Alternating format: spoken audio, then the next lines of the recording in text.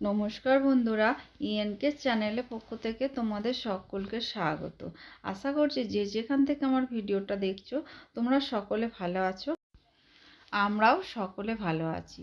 বড়দের আশীর্বাদ আর ছোটদের ভালোবাসা নিয়ে আমি স্টার্ট করলাম।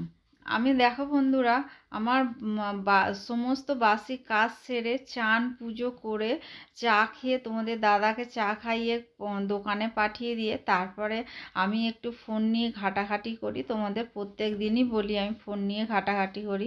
ফোন নিয়ে ঘাটাঘাটি করে তারপরে একটুখানি মেজাজটা ঠিক করে রান্নাঘরে চলে গেছি, একদম সোজা তোমাদের ঘরে নিয়ে। দেখো, আর তরকারি বসিয়ে দিয়েছি, ভাত হয়ে গেছে, আর শিম দিয়ে আলু দিয়ে বড়ি দিয়ে একটা তরকারি করব।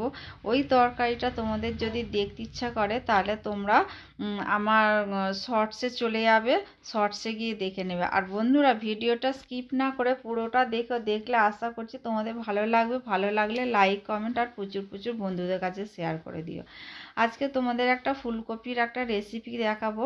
ফুলকপি আলুটাকে আগে লবণ আর হলুদ দিয়ে ভাপিয়ে নিয়েছি, তারপরে অল্প সামান্য তেল দিয়ে ভাজা ভাজা করে নিলাম, করে নিয়ে নামিয়ে নিলাম। তারপর ওই কড়ার মধ্যেই আমি অল্প 2 চামচের মতো তেল দিয়েছি। তেল দিয়ে ওর মধ্যে গোটা জিরে, তেজপাতা আর গোটা গরম মশলা ফোড়ন দিলাম। আর ফোড়নটা একটুখানি ভালো ভাজা ভাজা হলে পরে, ভালো গন্ধ বেরোলে দিয়ে দেবো টমেটো কুচোনো, আর দিয়ে দেবো সামান্য চিনি। টমেটোর মধ্যে একটু চিনি দিয়ে দিলে কালারটা খুব ভালো আসে।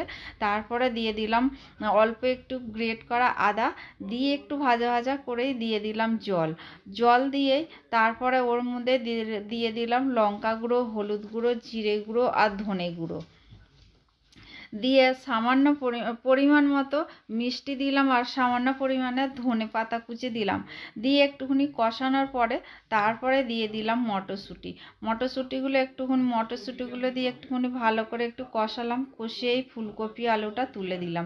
ফুলকপি আলু এবার কষানোর পরে তারপরে দিয়ে দিলাম জল দেওয়ার পরে ফুটে আসার পরে আলুটা সিদ্ধ হয়ে যাবার পর দিয়ে দিলাম ধনে পাতা কুচিয়ে দিয়ে তারপরে কিছুক্ষণ পর আমি নামিয়ে নিয়ে বন্ধুরা, কোয়েলের টিফিন খাওয়া হয়ে গেছে, আমারও টিফিন খাওয়া হয়ে গেছে। ডোরাকেও ভাত দিয়ে দিয়েছি, ডোরাও খেয়ে নিয়েছে। এখন বাজে 12টা।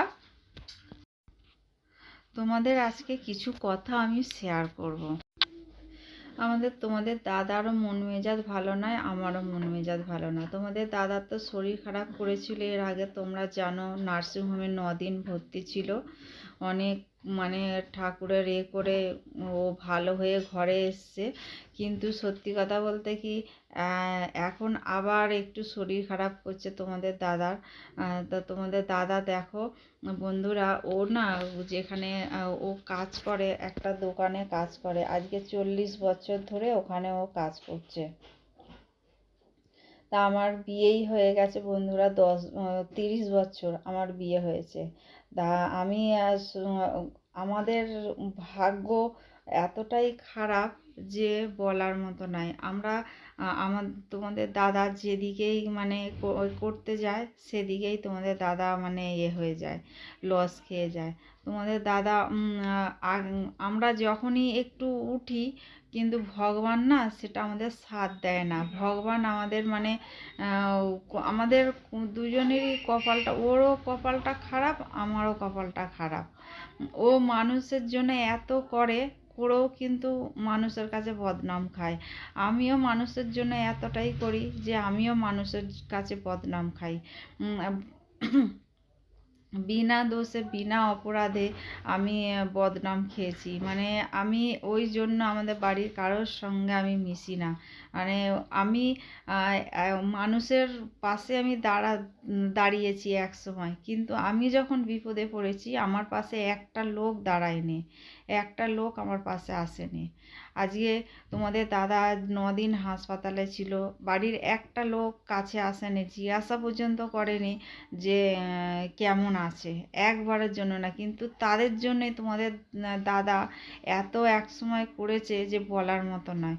যাক, ভগবান যদি দিন যায় কোনো দিনও, তাহলে আমি তবে মানুষের সঙ্গে এইরকম ব্যবহার করিনি, করবও না। আমি এই রকম মানুষ, আমার মানসিকতা এই রকম না। আমার পাশে একমাত্র আমার ছোট দেওর ছিল, ছোট জা ছিল, আর একটা বাড়ির একটা কেউ ছিল না। আমরা একান্নবর্তী পরিবারের মধ্যে থাকি বন্ধুরা, কিন্তু একটা পাশে একটা লোককে আমি পাইনি। কিন্তু তারপরে বলো বন্ধুরা, তারপরে যখন কারোর যখন কিছু হয় বিপদ, তখন কি আমার যাওয়া উচিত? আমি কিন্তু অনেক ঠেকে শিখেছি বন্ধুরা, অনেক ঠেকে শিখেছি। আমি শিখেছি বলে না, এখন আমি সব মানুষের কাছ থেকে আমি সরে এসেছি একদম। যাই হোক, আমার কিছু মনের গোপন কথা আমি তোমাদের আজকে শেয়ার করলাম। আরও অনেক কথা আছে, তোমাদের আবার পরে পরে আমি বলবো। তা বন্ধুরা দেখো, আমি বিকালবেলা আমি চলে এসেছি। বিকালবেলা আমি দুপুরবেলা আমি তোমাদের কিছু রান্নাবান্না দেখাইনি, ওই জন্য এখন দেখালাম তোমাদের। আর এইদিকে দেখো, ডোরা ঘুমোচ্ছে, ডোরাকে একটা চাদর দিয়ে দিয়েছি। আর বিছানা টিছানা আমার ঘর দোর সব পরিষ্কার করা হয়ে গেছে। সন্ধে হয়েছে, এই যে আমাদের ডলের স্টাইল বেড়ে গেছে। দেখো, মামার বাড়ি থেকে এসে থেকে যে বলছে আমার ফটো তোলো, আমি দাঁড়াবো, স্টাইল দেবো। ওই যে দেখেছো বন্ধুরা, দেখো, আমি স্টাইল দেবো, তোমরা আমার ফটো তুলো। আমাকে বলছে ক্যামেরা করো, ক্যামেরা, ফটো তুলো, ফটো। হ্যাঁ, ওই যে দেখালো ইশারা করে, দেখলে বন্ধুরা, দেখো। আর প্রচণ্ড দুষ্টু হয়ে গেছে, আর সারাক্ষণ কিশোরী চালাও আর কিশোরী চালাও। আর এদিকে দেখো বন্ধুরা, আমি চলে এসেছি, তখন 8টা বাজে। আমি রুটি করতে চলে এসেছি আমার শাশুড়ির কাছে ডলকে দিয়ে, কারণ ওকে একাকে ঘরে রাখা যায় না। এতে একদিকে ডোরা আছে, একদিকে ডল আছে, দুজন কাকে তো মানে ঘরে একসঙ্গে রাখাও যাবে না, আর আমরা রাখিও না, রাখার চেষ্টাও করি না। তা রুটি করতে এসেছি বন্ধুরা, দেখো রুটি আমাদের মা খাবে, আমি খাবো, কোয়েল খাবে, তারপরে তোমাদের দাদা খাবে, সবাই রুটি খাবে, ভাত কেউ খাবে না, খালি একমাত্র ডোরা খাবে। আমি ভাতটা করে নিয়েছি, ডোরার ভাতটা করে নিয়েই তারপরেই আমি রুটিটা করতে এসেছি, কারণ রুটিটা একটুখানি রাতে দরকার, আর ভাতটা ডোরার 9টার মধ্যে দরকার, ওই জন্য ভাতটা বসিয়ে দিলাম। ভাতটা হয়ে যাওয়ার পরেই আমি রুটিটা করতে এসেছি।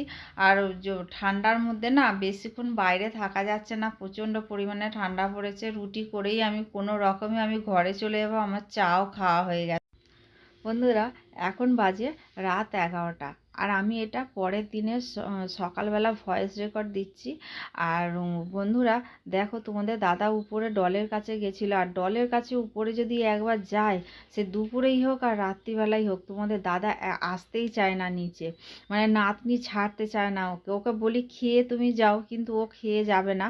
আর আমারও খুব জোরে খিদে পেয়ে গেছে। আজকে আমি 3টে রুটি নিয়েছি, আর ফুলকপি আলু কষা, আর হচ্ছে পায়েস, বিকালে পায়েস করেছিলাম। আর এদিকে দেখো, আমি তোমাদের দাদাকেও রুটি, পায়েস আর ফুলকপি আলুর তরকারি দিয়ে দিয়েছি। তা ভিডিওটা আর বেশি দূর বাড়ালাম না। তোমাদের যদি ভালো লেগে থাকে তাহলে লাইক, কমেন্ট আর প্রচুর প্রচুর বন্ধুদের কাছে শেয়ার করে দিও। আমার সঙ্গে থেকো, পাশে থেকো।